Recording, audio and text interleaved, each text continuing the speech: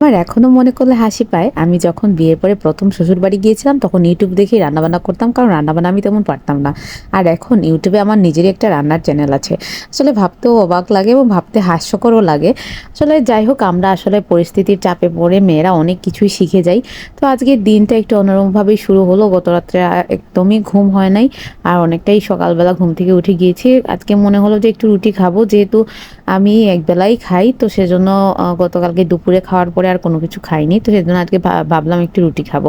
তো রুটির সাথে একটু ডিম ভাজি করে নিবো। সুন্দর করে ৩ টা রুটি হয়ে গেল। এর মধ্যে মাত্র ১ পিস কোনরকম খেলাম। আরেক পিস অর্ধেকটা খাওয়ার পরেই আমার পেট পুরো ভরে গেল। আর ২ টা ডিম একটু ভাজি করে নিলাম। তো এখন এমন হয়েছে ডায়েটের পরে একদমই খেতে ভালো লাগছে না। তো যাই হোক আমার বাবার বাড়িতে আসায় মা আমাকে এতটাই হেল্প করছেন, কোনো কিছু করতে দেন না এবং যার জন্য আমি আরোটা আলসে হয়ে যাচ্ছি। মনে হচ্ছে যে আমার কোনো কিছু এখন আর করতে ভালো লাগে না। এই যে এইটুকুই কাজ করি তাও যেন মনে হয় কত কাজ করে ফেলছি, মানে যা হয় আরকি। কিন্তু বাসায় একা হাতে কিন্তু সবই করি। তো যাই হোক এদিকে আমার রুটিটাও হয়ে গিয়েছিল, সেদিকে তারপর আমি একটা ডিম ২ টা ডিম একসাথে করে ভাজি করে নিলাম। তো আমার আসলে ডায়েটের পরে মনে হয় দেখলে সব খেয়ে নিবো একসাথে যখন ক্ষুধা লাগে। কিন্তু খাইতে বসলে আমি একদম খেতেই পারি না।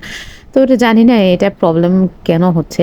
তো যাই হোক এদিকে খাওয়া-দাওয়ার পর্ব শেষ করে সকালবেলা আমি ভাবলাম যে আজকে মা ঠাকুর ঘরে ঢুকেছেন। তো ঠাকুরঘর থেকে আসার আগেই আমি একটু রান্নাবান্নাটা করে নিই। তো এখানে দেখলাম মাছের পেটিটা সুন্দর করে কাটা ছাড়িয়ে সিদ্ধ দিয়ে নিয়েছিলেন তার আগে পেঁয়াজ, তারপর কাঁচামরিচ, হলুদ, লবণ সবকিছু মেখে আরকি রেখেছিলেন।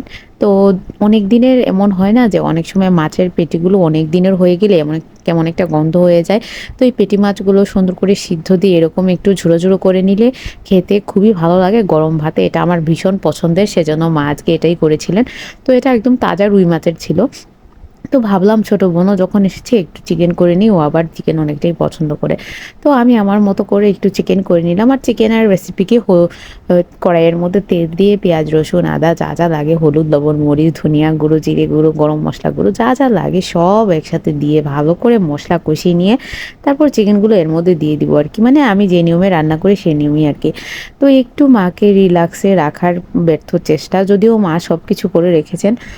সেজন্য আরকি আমি একটু চেষ্টা করলাম যে আমি যদি একটু কিছু করে আগিয়ে রাখতে পারি আরকি। তো ওই চিকেনটা মোটামুটি বসিয়ে দিলাম। আমি আমার মতো করে মসলা-টসলা করে মোটামুটি করে চাপিয়ে দিলাম আরকি। তো এটা সুন্দর করে জল বের হচ্ছিল। তো আমি একটু করে সময় নিয়ে হাতে কষিয়ে, কষিয়ে রান্না করেছিলাম। যেহেতু এটা দেশি মুরগি সেজন্য আরকি এটা মাংসের সাথে একটু আলুও এড করে দিয়েছিলাম। আর সুন্দর করে একটু কম আঁচে এটাকে ভালো করে রান্না করে নিলাম। নামানোর আগে অবশ্যই গরম মসলা দিয়ে তারপর কম ঝোল রেখে নামিয়ে নিলাম।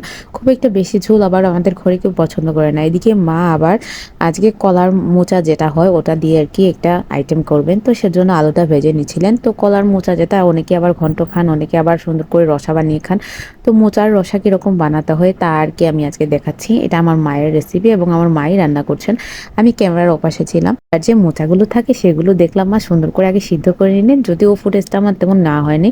তারপর এগুলোকে সুন্দর করে একটু ময়দা দিয়ে মেখে হলুদ, লবণ দিয়ে সুন্দর করে বড়া আকারে ভেজে নিলেন। এবং এটার মধ্যে ১ম এ কড়াইয়ে তেল দিলেন, তারপর পেঁয়াজ, গরম মসলা, জিরে গুঁড়ো, হলুদ, লবণ, মরিচ যা, যা লাগে সবকিছু দিয়ে দিলেন। তবে এখানে আদা রসুনের কোনো প্রয়োগ করেননি। তারপর ভালো করে মসলাটা ভাজা হয়ে গেলে মা দেখলাম আলুগুলো সুন্দর করে ছেড়ে দিলেন। তো আমার মায়ের রান্না আমার খুবই ভালো লাগে কারণ উনি অনেক ইউনিকভাবে রান্না করেন এবং এত টেস্ট হয়। আমি আমার মায়ের মতো রান্না করলেও কিন্তু মায়ের হাতের যে টেস্টটা ওইটা কিন্তু পাই না। তো যাই হোক দেখলাম জলটা যখন ফুটে আসলো গরম ঝোল, তখন ওই আগে থেকে ভেজে রাখা যে মোচাটা ছিল সেটা সুন্দর করে দিয়ে দিলেন এবং খুব একটা ঝোল রাখেনি, সুন্দর করে এটাও হয়ে গেল। নামানোর আগে রোস্টেড গরম মসলা গুঁড়ো আর জিরে গুঁড়ো সুন্দর করে দেখলাম দিয়ে দিলেন। তো এটা এত সুন্দর গন্ধ বের হচ্ছিল গরম ভাতে, এটা খুবই ভালো লেগেছিল। তো আজকের আইটেমগুলো এতটুকুই। এই যে চিকেন আমি রান্না করেছি আর একটু লতা দিয়ে শুটকি, আমার এটা ছাড়া যেন পেটই ভরে না মনও ভরে না। পুরো আজকের ভিডিও এতটুকুই। যদি ভালো লেগে থাকে লাইক কমেন্ট করে আমার পেজটার পাশে থাকবেন, না যারা ইউটিউব থেকে দেখছেন আমার চ্যানেলটাকে একটু সাবস্ক্রাইব করে দিবেন। ভালো থাকবেন সবাই, নমস্কার।